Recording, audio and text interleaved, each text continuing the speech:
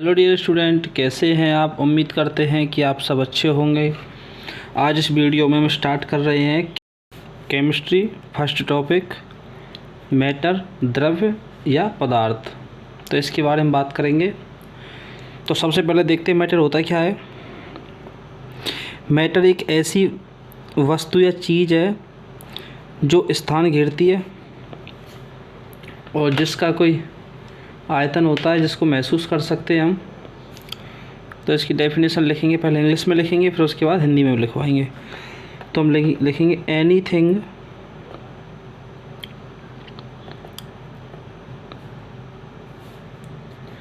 Having mass and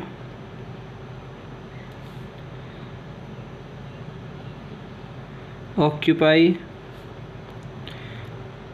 space is known as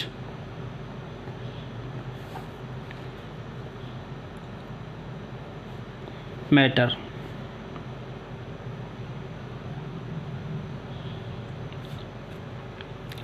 Hindi में देखेंगे, कोई भी वस्तु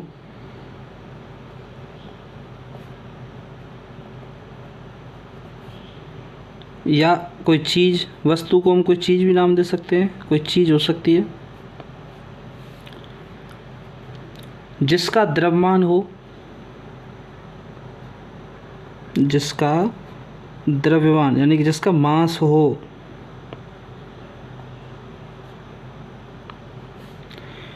और वो स्थान घेरता हो या स्थान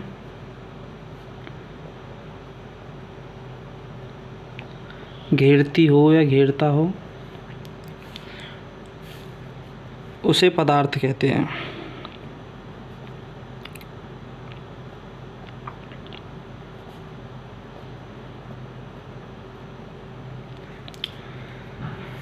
फॉर एग्जाम्पल,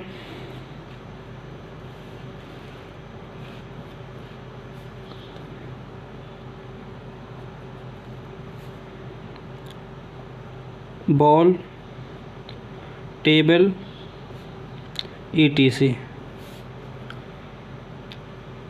नेक्स्ट लिखेंगे इसमें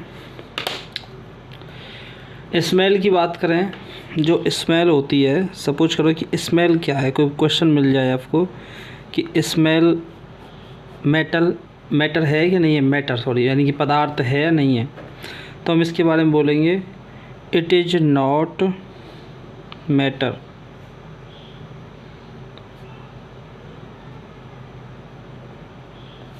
यह पदार्थ नहीं है।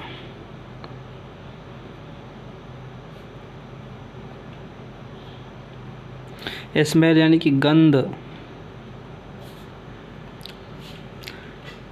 नेक्स्ट बात करें, लेकिन अगर smell of perfume but smell of perfume की बात करें तो ये हो जाएगा एक पदार्थ। तो कह देंगे कि इट इज मैटर, यह एक पदार्थ है। अब हम बात करेंगे इसके भौतिक गुण धर्मों के आधार पर द्रव्य के प्रकार कितने होते हैं, इसको कैसे क्लासिफाई करेंगे, सभी के बारे में बात करेंगे। तो लिखेंगे state of matter. Next heading जो रहेगी आपकी वो रहेगी स्टेट ऑफ मैटर। पदार्थ की अवस्थाएं, स्टेट्स लिख लो यहाँ पे, स्टेट्स ऑफ मैटर, पदार्थ की अवस्थाएं। तो कितनी अवस्थाएं होती हैं इसकी, 5 अवस्थाओं के बारे में पढ़ने वाले हैं। 5 अवस्थाएं होती हैं मैटर की। फर्स्ट की बात करें तो सॉलिड, इसको बोलेंगे ठोस। सेकंड की बात करेंगे तो इसमें हो जाएगा लिक्विड। द्रव।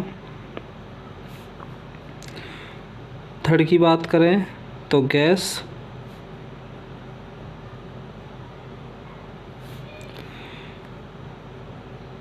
फोर्थ की बात करें तो फोर्थ होता है हमारा प्लाज्मा,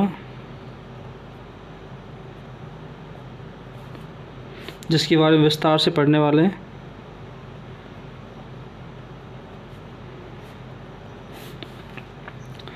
और फिर इसके बाद एक जो फिफ्थ होती है हमारी, उसको बोलते हैं बॉस आइंस्टीन कंडेंसेट, यानी कि उसको शॉर्ट में बोल देते हैं BEC की फुल फॉर्म होती है बॉस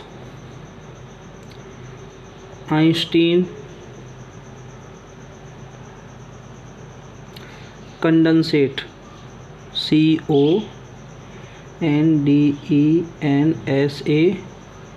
CONDENSATE, कंडेंसेट। हिंदी में भी इसको यही बोलेंगे। तो ये इसकी अवस्थाएं होती हैं पदार्थ की। तो हम बात करें ठोस की, तो ठोस को हम कैसे याद करेंगे? इसका जो शेप होता है वो डेफिनेट होता है। बात करें definite shape and definite volume.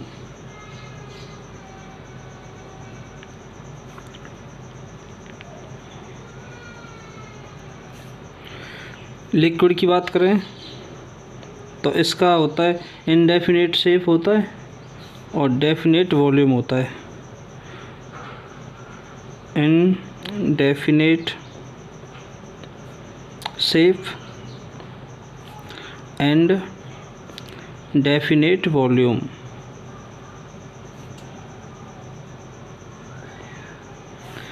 जो इसकी जो मतलब ठोस की बात करें तो ठोस की जो आकृति होती है वो निश्चित होती है और इसका जो आयतन होता है वो भी निश्चित होता है। और बात करें द्रव की तो द्रव का जो शेप होता है यानी कि आकृति होती है वो अनिश्चित होती है और जो वॉल्यूम होता है यानी कि आयतन होता है वो निश्चित होता है। गैस की बात करें तो इसमें ना तो ये होता है डेफिनेट शेप होता है, ना ही इसका डेफिनेट वॉल्यूम होती है। तो डज नॉट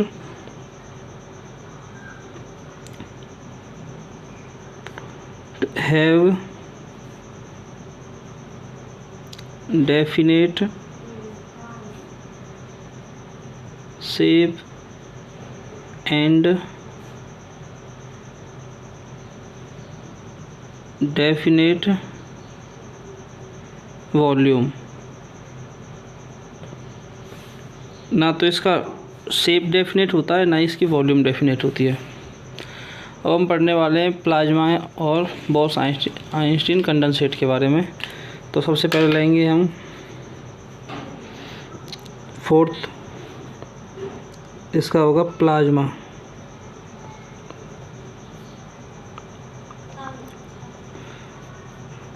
प्लाज्मा की बात करें तो it is the fourth state of matter. It is the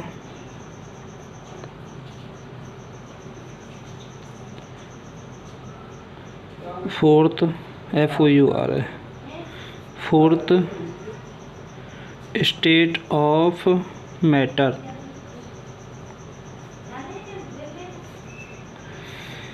यह पदार्थ की चौथी अवस्था है। हिंदी में लिख देता हूँ, यह पदार्थ की चौथी अवस्था है। हाई टेम्परेचर पर बनता है और ये गैस आयनों से भी बनता है जो प्लाज्मा होता है। तो उसमें जो नेक्स्ट लिखेंगे इसमें वो लिखेंगे हम it is formed at high temperature.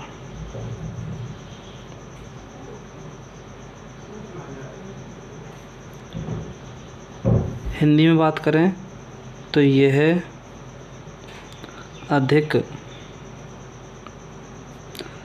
ताप पर बनता है। और नेक्स्ट और तो लिखें इसमें, तो ये हो जाएगा इट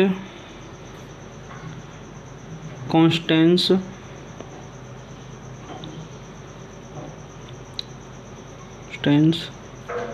गैसेज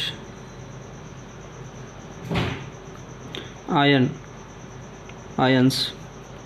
यह गैस आयनों से बना होता है या बनी होती है। जो प्लाज्मा होती है यह गैस आयनों से बनी या बने होते हैं, बनी होती कर देते हैं। जो ये अवस्था होती है हमारी गैस आयनों से बनी होती है। और इसके बारे में बात करें तो जो हम पढ़ा रहे हैं, इसमें जो हम पढ़ रहे हैं ये 9th 10th 11th 12th सभी क्लासों के पॉइंट ऑफ व्यू से देखें तो बहुत इम्पोर्टेंट चल रहा है चैप्टर। और कॉम्पिटिटिव एग्ज़ाम में तो ये पूछा जाता ही है आजकल। अब इसके एग्जाम्पल देखेंगे हम। तो जो सन होता है ना, सन SUN सन यानी कि सूर्य, इसका एक एग्जाम्पल होगा। और एक होता है विसर्जन ट्यूब यानी कि discharge tube. Discharge tube Hindi में बोले तो विसर्जन ट्यूब। और नेक्स्ट हो जाएगा इसका फ्लोरोसेट ट्यूब बोल देते हैं। क्या बोलेंगे इसको?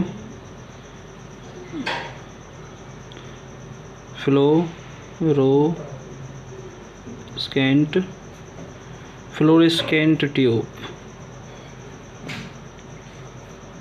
हिंदी में बोल रहे हैं तो क्या बोलेंगे इसको? Fluorescent tube. थोड़े केमिस्ट्री के शब्द अजीब से तो होते ही हैं, लेकिन जब बार बार रिवीजन करेंगे तो सब कुछ आ जाता है। अब इसकी जो फोर्थ कंडीशन है, यानी कि जो फोर्थ स्टेट है उसकी, फोर्थ तो हुई, सॉरी फिफ्थ की बात करने वाले हैं। अब फिफ्थ देखेंगे तो ये मैंने बताई थी आपको, इसका नाम है बॉस आइंस्टीन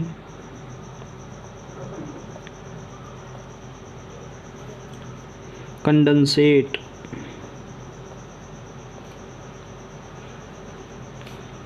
या शॉर्ट में बोल देते हैं इसको BEC। हिंदी में भी इसी का यही नाम होता है, लिखना चाहें तो आप लिख सकते हो हिंदी में भी, बॉस आइंस्टीन कंडेंसेट। तो इसके बारे में बात करें तो ये होती है इसकी fifth state. It is the fifth state of matter.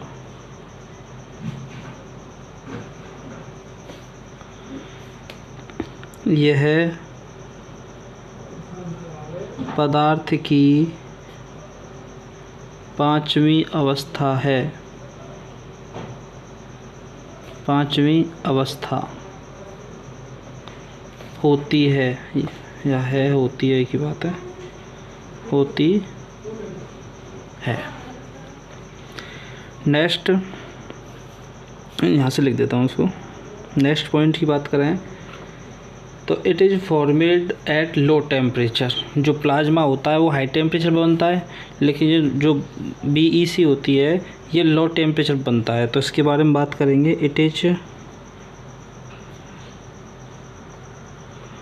Formed at low temperature.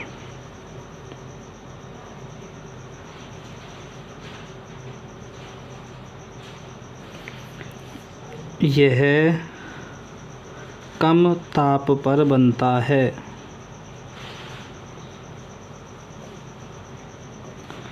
Next point की बात करें तो इसका जो कंडक्टर होता है बॉस आइंस्टीन कंडेंसेट का, उसके बारे में लिखेंगे। एग्जाम्पल के तौर पे लिख लेते हैं उसको। इसका होता है मरकरी, जिसको हम सुपर कंडक्टर बोलते हैं। इसका सुपर सुपर कंडक्टर जो होता है इसका वो होती है मरकरी, जिसको बोलते हैं। तो यहाँ पर इसकी 5 स्टेट कंप्लीट हो गई। अब नेक्स्ट पेज पर देखने वाले हैं, इसका एक क्वेश्चन करते हैं, उसके बाद आगे देखेंगे इसमें। तो ये हमारा क्वेश्चन है जो हमने पढ़ा है, उसी के आधार पर which of the following having maximum kinetic energy, निम्न में से किसकी गतिज ऊर्जा सबसे अधिक होती है। काइनेटिक एनर्जी यानी कि गतिज ऊर्जा मैक्सिमम सबसे अधिक किसकी होती है। तो देखें लिक्विड, गैस, प्लाज्मा और बीईसी। तो इसका जो आंसर रहेगा वो रहेगा हमारा प्लाज्मा। क्यों रहेगा? क्योंकि देखो अभी बताया था कि जो प्लाज्मा होता है वो जो अधिक ताप पर बनता है, और जहाँ अधिक ताप होगी, जहाँ टेम्परेचर अधिक रहेगा, काइनेटिक एनर्जी ज़्यादा मिलेगी। तो नोट लिखेंगे, नोट फर्स्ट। तो देखें काइनेटिक एनर्जी डायरेक्टली प्रोपोर्शनल होती है टेम्परेचर के। बात करें काइनेटिक एनर्जी डायरेक्टली प्रोपोर्शनल होती है टेम्परेचर के।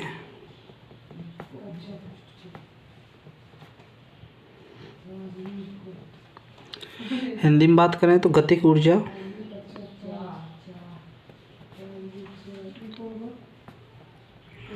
ऊर्जा डायरेक्टली प्रोपोर्शनल होती है तापमान के।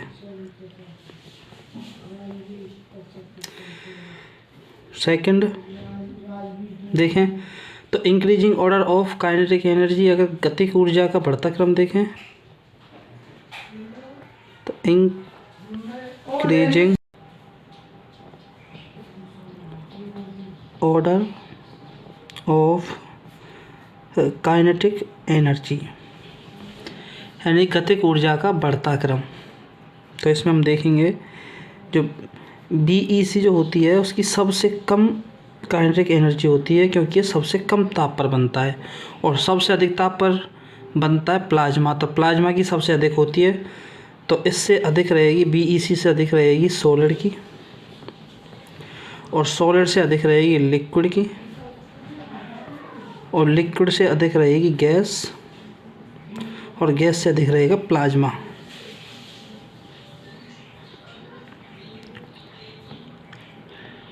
सबसे अधिक काइनेटिक एनर्जी होती है प्लाज्मा की।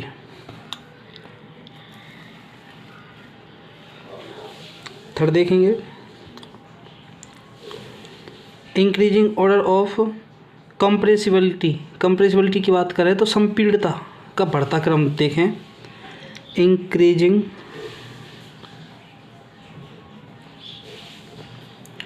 ऑर्डर ऑफ कंप्रेसिबिलिटी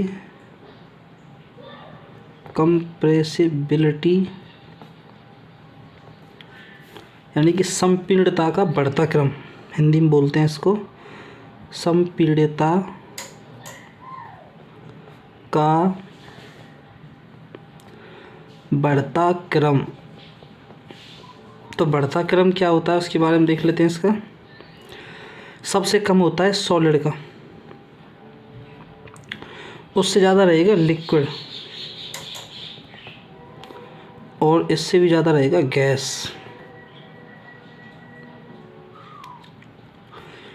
संपीड़ितता का मतलब है कि प्रेशर, इस पर कितना प्रेशर डाल सकते हैं। तो सबसे कम प्रेशर हम सॉलिड पे डाल सकते हैं दबाव, और इस पर लिक्विड पे इससे ज़्यादा डाल सकते हैं, और गैस पे सबसे ज़्यादा डाल सकते हैं। तो ये होता है इसकी संपीड़ितता। नोट 2 की बात करें, ये नोट फर्स्ट हो गया हमारा। ये नोट फर्स्ट के 3 टॉपिक थे इसमें, और नोट हो जाएगा नोट नंबर 2। अब देखेंगे कि गलनांक किसे कहते हैं, और यानी कि मतलब ये है कि सॉलिड को हम सॉलिड से अगर हमको द्रव बनाना है और द्रव से हमें गैस। तो सॉलिड से जब हम द्रव बनाएंगे तो इसको बोलेंगे गलना या मेल्टिंग। क्या बोलेंगे इसको? मेल्टिंग। हिंदी में बोलें गलना। और गैस से अगर द्रव से गैस में बदलेंगे तब होगा एवेपोरेशन, यानी कि वाष्पन। एवेपोरेशन।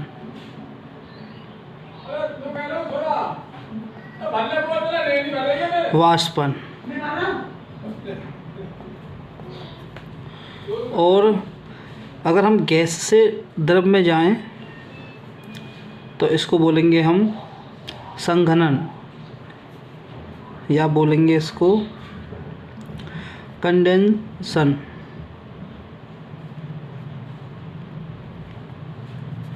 संघनन।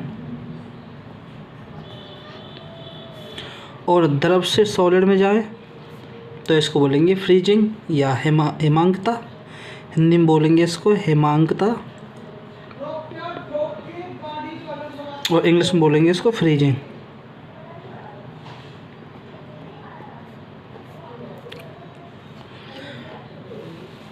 नोट नंबर 3 देखें।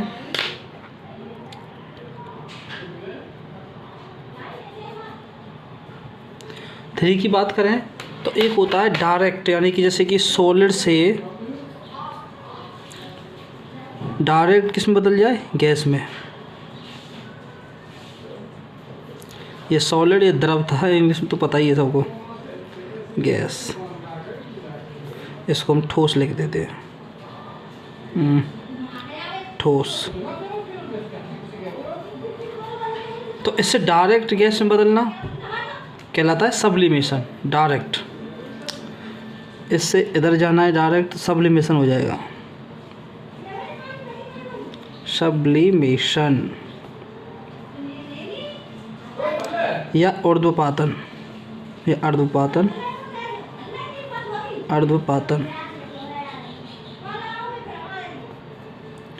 और गैस से सॉलिड में जाना ये कहलाता है डिपोजिशन।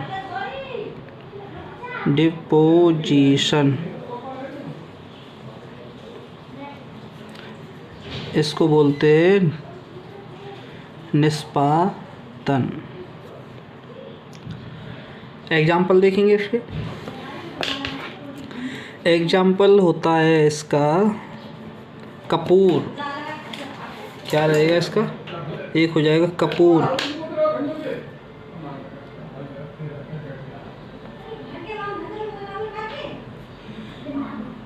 ये हो जाएगा हमारा कपूर। और एक होता है शुष्क बर्फ, यानी कि ड्राई आइस। ड्राई आइस, यानी कि बोलेंगे इसको शुष्क बर्फ। और देखें इसके एक होता है एथिलीन। एथिलीन होता है, आयोडीन होता है, एंथ्रासीन होता है, और अमोनियम क्लोराइड होता है। एक चलो बेंजीन और लिख लेते हैं, उसको भी कपूर ही बोलते हैं, यानी बेंजीन ना। एथिलीन हो जाएगा एक ग्रीन ऑयल। एक होता है ग्रीन ऑयल, और एक हो जाएगा आयोडीन।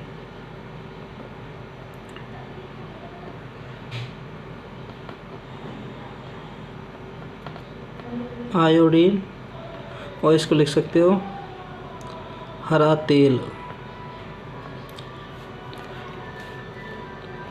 कपूर जो होता है उसको अगर हम उसमें आग जलाएं तो वो सीधा किस में बदलेगा? गैस में। ठोस होता है कपूर, और उसको गर्म करने पर, यानी कि आग जलाने पर वो होता है सीधे गैस में चेंज हो जाता है। अब नेक्स्ट पेज पर पढ़ने वाले हैं एवेपोरेशन, वाष्पन। तो इसमें हम देखने वाले हैं एवेपोरेशन।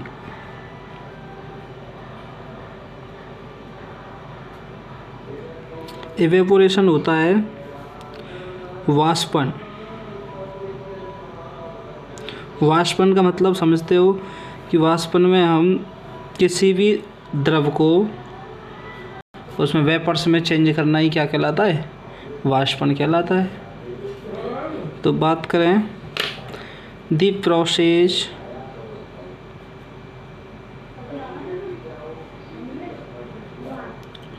ऑफ कन्वर्टिंग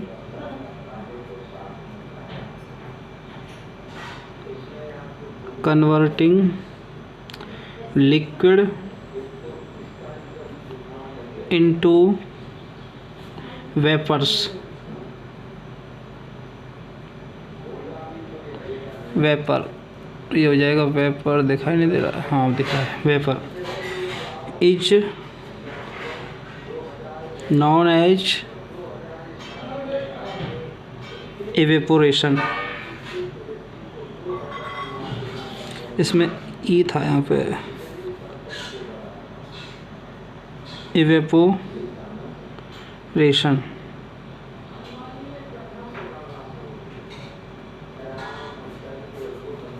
हिंदी में बात करें, द्रव नहीं है, द्रव है, द्रव से या द्रव का वाष्प में बदलना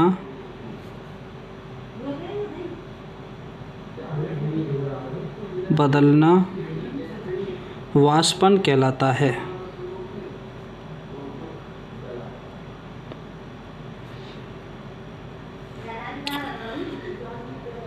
इसके बाद देखते हैं, हाँ, और जो वाष्पन होता है ये हर एक टेम्परेचर पर, कोई भी टेम्परेचर हो, लो टेम्परेचर हो या हाई टेम्परेचर हो, सब पर पॉसिबल होता है।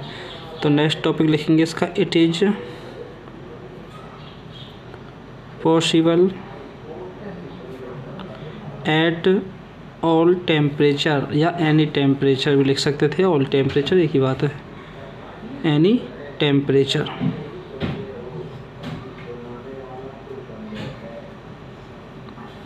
यह हर ताप पर संभव है, यह हर ताप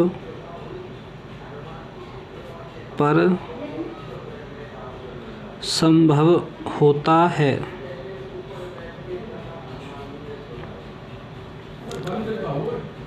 अब हम देखें इसको प्रभावित करने वाले कौन कौन से कारक होते हैं, उनके बारे में बात करते हैं। चलो लिखते हैं इसको सीधे सीधे हम टॉपिक के हिसाब से। ये हमारा टॉपिक रहेगा, इसमें लिखेंगे फैक्टर या फैक्टर्स इफेक्टिंग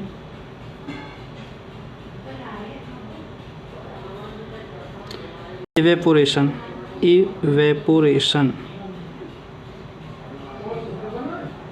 ये ई था, इसको ध्यान रखना, ये ई था, यहाँ पे मिस्टेक हो गई थोड़ी सी।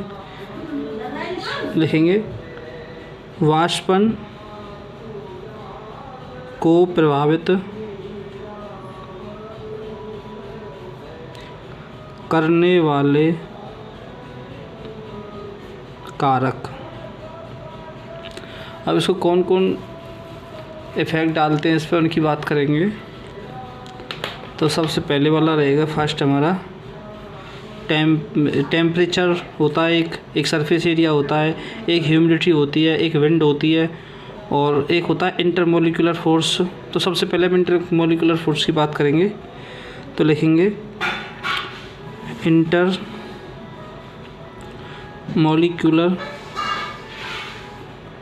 फोर्सेज।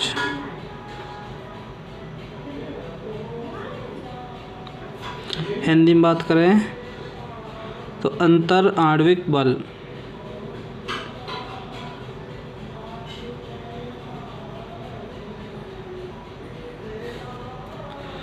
सेकंड टेम्परेचर,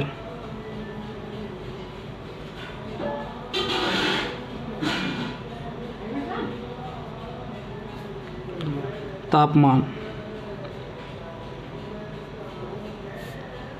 तीसरे की बात करें तो सरफेस एरिया।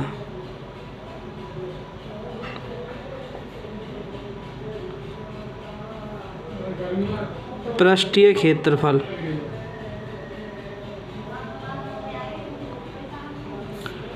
फोर्थ की बात करें ह्यूमिडिटी।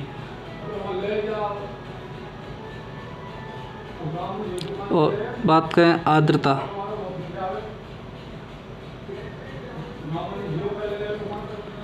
और लास्ट हो जाएगा हमारा विंड। इसको बोलते हैं पवन या हवा भी बोलते हैं, इसको वायु बोलते हैं इसको। इसकी पर्यायवाची लिख दिया मैंने।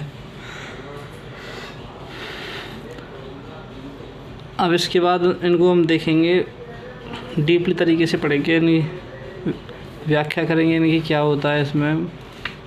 तो सबसे पहले हम बात करेंगे किसकी, इंटरमोलिकुलर फोर्स की बात करें। फर्स्ट इंटरमोलिकुलर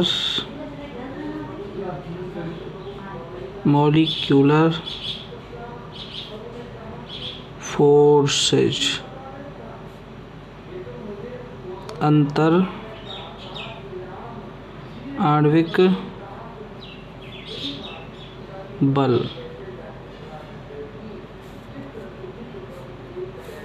इसके बारे में पढ़ने वाले हैं। तो अंतर आणविक बल की बात करें तो जो सब्सटेंस जिन पार्टिकल या मॉलिक्यूल्स से मिलकर बना होता है, उन पार्टिकलों के बीच में लगा बल अंतर आणविक बल कहलाता है। जैसे कि हमारे ये होते हैं, ये सपोज करो ये कोई एक ये ए हो गया, ये ए को पार्टिकल है, ये इनके बीच में जो लगने वाला जो इंटरमोलिकुलर फोर्स होता है उसी की बात कर रहे हैं। इसमें इस तरीके से लगा होता है,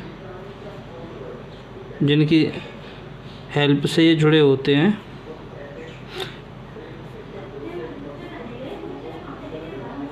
इसकी बात कर रहे हैं।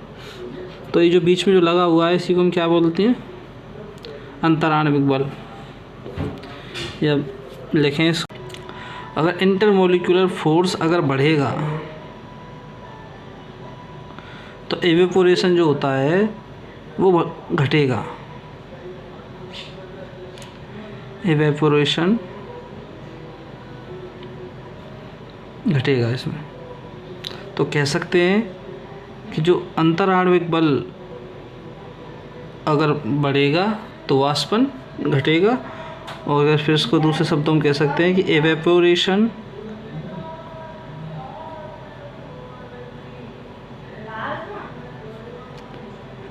इनवर्सली प्रोपोर्शनल 1/IF, यानी इंटरमोलिकुलर फोर्स।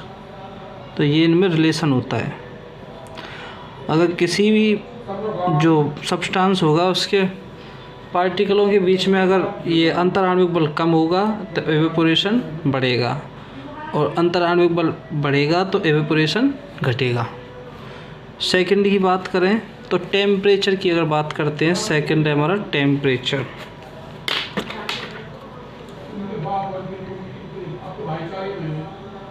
टेम्परेचर यानी कि तापमान। तो तापमान की अगर बात करें, तापमान अगर बढ़ता है तो एवेपोरेशन भी बढ़ेगा। तो कहने का मतलब ये है, टेम्परेचर अगर बढ़ता है तो इंटरमोलिकुलर फोर्स घटता है और एवेपोरेशन बढ़ेगा। ये संबंध होता है। अगर किसी सब्सटेंस को हम गर्म करेंगे तो जो इंटरमोलिकुलर जो फोर्स होता है ना, उनके बीच का जो बताया था अभी, ये घटता है और ये घटेगा तो एवेपोरेशन बढ़ेगा।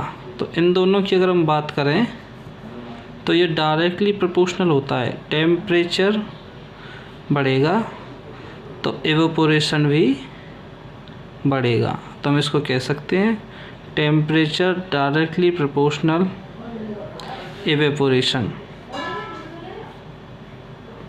T is for temperature, E for evaporation.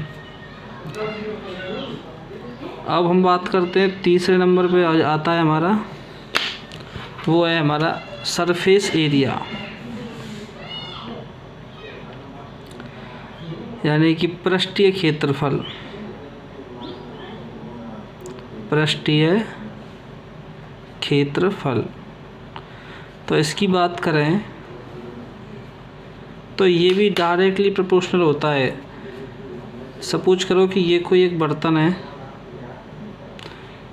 और ये कोई बड़ा बर्तन है, तो इसका जो सरफेस एरिया है वो कम है और इसका सरफेस एरिया ज़्यादा है। तो जब इसको हम गर्म करेंगे या इसमें हम वाष्पन करेंगे तो इसमें से यहाँ से उड़ेगा, ये ऐसे करके ऐसे एवोपोरेशन होगा, वाष्पन होगा इसमें। और बड़े बर्तन की बात करें तो यहाँ से भी उड़ेगा, यहाँ से भी वाष्पन होगा इसमें, यहाँ से वाष्पन होगा, यहाँ से वाष्पन होगा, यहाँ से भी, यहाँ से भी, यहाँ से भी। तो कहने का मतलब ये, जिसका पृष्ठीय क्षेत्रफल बड़ा होता है उसमें एवोपोरेशन ज़्यादा होता है। तो हम कह सकते हैं अगर पृष्ठीय क्षेत्रफल बढ़ेगा या सरफेस एरिया अगर बढ़ता है तो एवोपोरेशन भी इसमें बढ़ेगा। तो हम कह सकते हैं एवेपोरेशन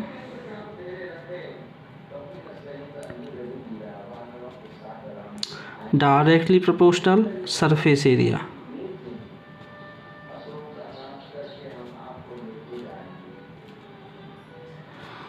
तो जो सरफेस एरिया बड़ा होगा तो वाष्पन ज़्यादा होगा, तो इनका रिलेशन होगा ये।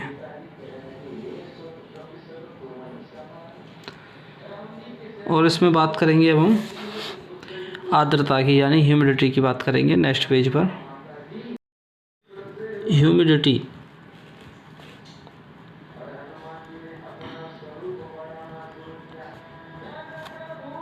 ये 4th पढ़ रहे हैं इसमें हम, और ये चल रही है आर्द्रता। आर्द्रता को जानेंगे क्या होता है ये। इससे पहले वाले पॉइंट तो बहुत ही छोटे छोटे थे, उसको सीधे सीधे बता दिया। इसके बारे में कुछ लिखेंगे क्या होता है इसका मतलब। तो बात करेंगे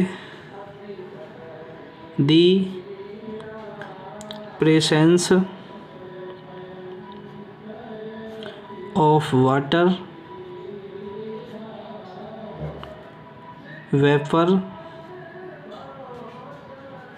in air is known as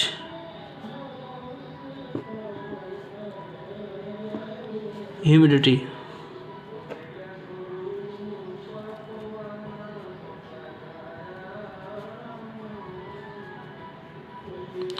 Hindi में बात करेंगे वायुमंडल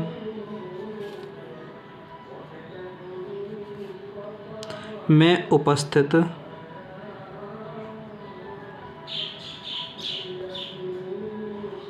जल वाष्प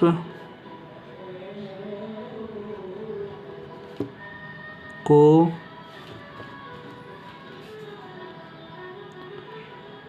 जल वाष्प की मात्रा को आर्द्रता कहते हैं।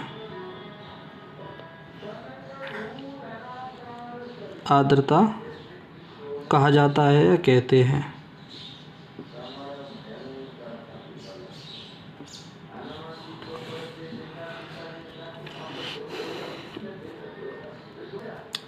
नेक्स्ट देखेंगे, नेक्स्ट पॉइंट इसका ह्यूमिडिटी। ह्यूमिडिटी की बात करते हैं। Is measured by hygrometer. Measured by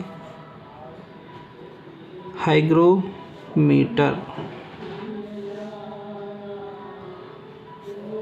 Hindi में लिखेंगे आर्द्रता को हाइग्रोमीटर से मापा जाता है।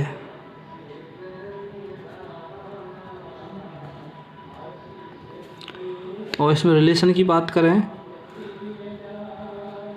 तो ह्यूमिडिटी यानी कि आर्द्रता इन्वर्सली प्रोपोर्शनल होती है 1/, लिखेंगे इसको, एवेपोरेशन।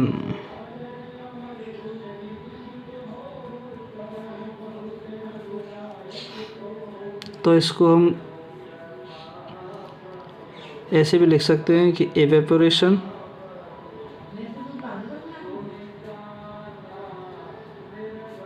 इनवर्सली प्रोपोर्शनल ह्यूमिडिटी, यानी कि 1 ह्यूमिडिटी।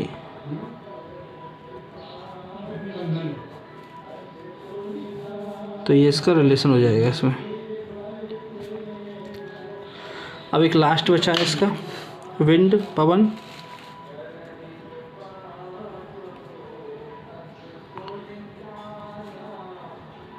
पवन,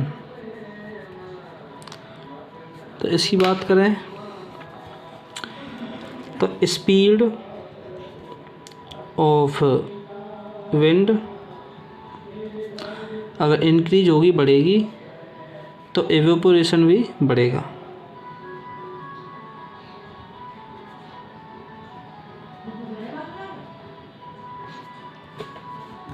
तो लिख सकते हैं स्पीड ऑफ विंड, पवन की हवा, डायरेक्टली प्रोपोर्शनल,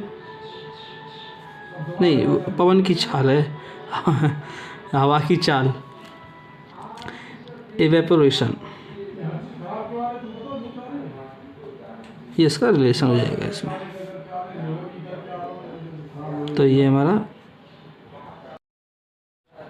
इसके बाद अब देखते हैं इसका नेक्स्ट पॉइंट। नेक्स्ट पॉइंट रहने वाला है, बात करेंगे evaporation causes cooling. Causes cooling, evaporation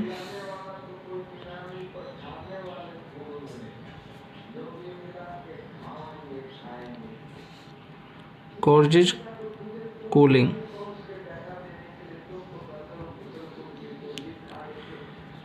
वाष्पन से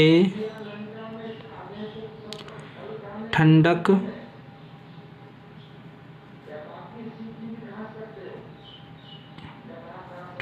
होती है, ठंडक होती है। इसके बारे में देखने वाले हैं।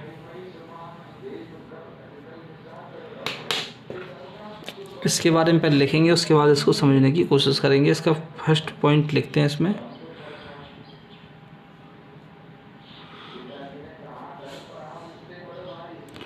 Firstly those water molecular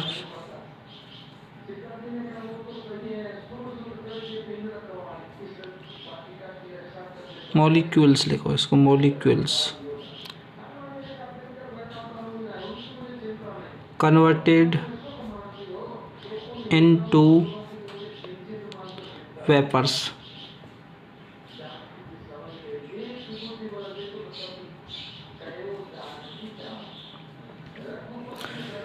which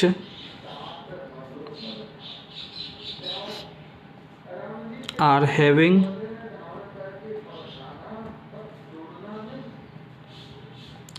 greater kinetic energy।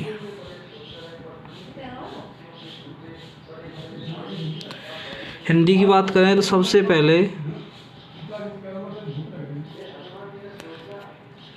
पहले जो जल के कण वाष्प में बदलते हैं तो उनकी जो गतिक ऊर्जा होती है वो अधिक होती है। यानी कि सबसे पहले वो जल के कण जो वाष्प में बदलते हैं, जल के कण जो वाष्प में बदलते हैं, उनकी काइनेटिक एनर्जी यानी कि गतिज ऊर्जा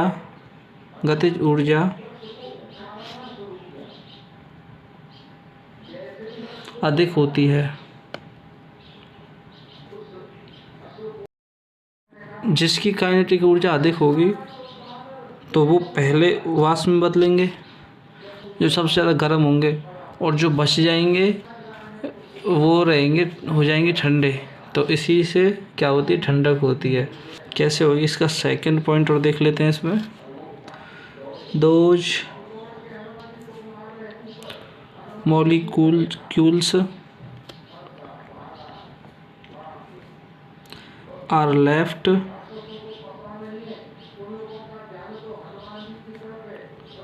which are having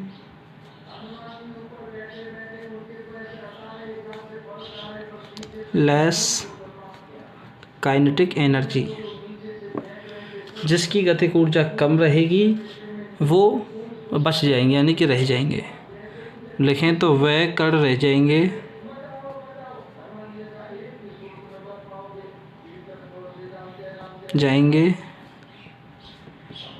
जिनकी गतिक ऊर्जा कम होगी। अगर सीधी सी बात में समझें, ये कोई पोट है हमारे पास यानी कोई बर्तन है, इसमें जल भरा हुआ है और इसको हम गर्म करते हैं। गर्म करेंगे तो और इसको अलग रख दे उतार के फिर इसको, तो हम देखेंगे कि जिसकी काइनेटिक ऊर्जा ज़्यादा होगी, जिन कणों की, जिन मॉलिक्यूल्स की काइनेटिक एनर्जी ज़्यादा होगी, वो तो इसमें से निकल जाएंगे यानी कि उड़ जाएंगे ऊपर की तरफ, वाष्प में बदल जाएंगे। और जो रह जाएंगे नीचे, उनकी काइनेटिक एनर्जी कम होगी और काइनेटिक एनर्जी कम होगी तो वो रह जाएंगे। तो वो कौन से कण रहेंगे? जो ठंडे। काइनेटिक एनर्जी रहेगी तो वो ठंडे हो जाएंगे। तो इसी के कारण क्या होता है? वाष्पन से ठंडक होती है। हम बात करें तो ये कौन से मॉलिक्यूल्स है इसमें? H2O के,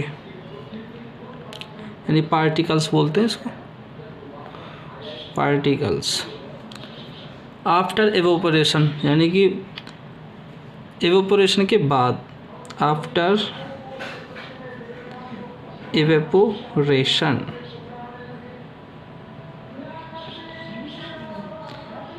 वाष्पन के बाद, तो नीचे जो बच जाएंगे इसमें वो कौन से होंगे? जिनकी काइनेटिक एनर्जी कम होगी। और काइनेटिक एनर्जी कम होगी तो फिर इसका जो टेम्परेचर रहेगा वो भी क्या हो जाएगा? कम हो जाएगा। और टेम्परेचर कम हो जाएंगे तो फिर क्या मिलेगी हमको? कूलिंग मिलेगी, यानी ठंडा हो जाएगा वो पानी। और यही होता है इसका आंसर। ये कौन से कण हैं? जो बचे हुए कण हैं, बचे हुए पार्टिकल या बचे हुए कण।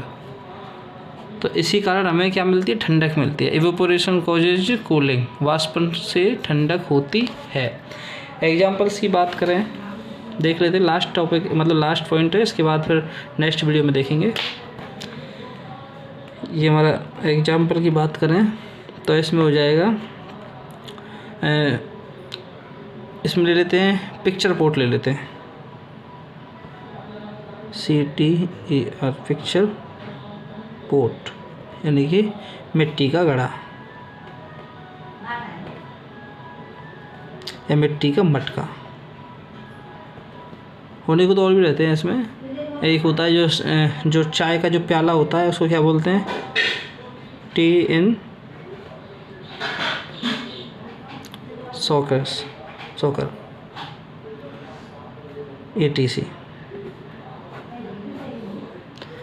तो जब हमको गर्म पार्टिकल्स होते हैं वो तो निकल जाते हैं, और जब चाय ठंडी हो जाती है तो उसमें जो जिनकी काइनेटिक एनर्जी कम होती है वो रह जाते हैं। तो कहने का मतलब ये है, वाष्पन से क्या होता है? इवेपोरेशन से होता है ठंडक। क्यों होती है? उसमें से जो हाई काइनेटिक एनर्जी वाले होते हैं वो तो पार्टिकल उड़ जाते हैं, वाष्प में बदल जाते हैं, और जो रह जाते हैं वही रह जाते हैं जिनकी काइनेटिक एनर्जी कम होती है। और काइनेटिक एनर्जी कम होगी तो टेम्परेचर भी कम होगा, टेम्परेचर कम होगी तो उससे कूलिंग होगी यानी ठंडक होगी।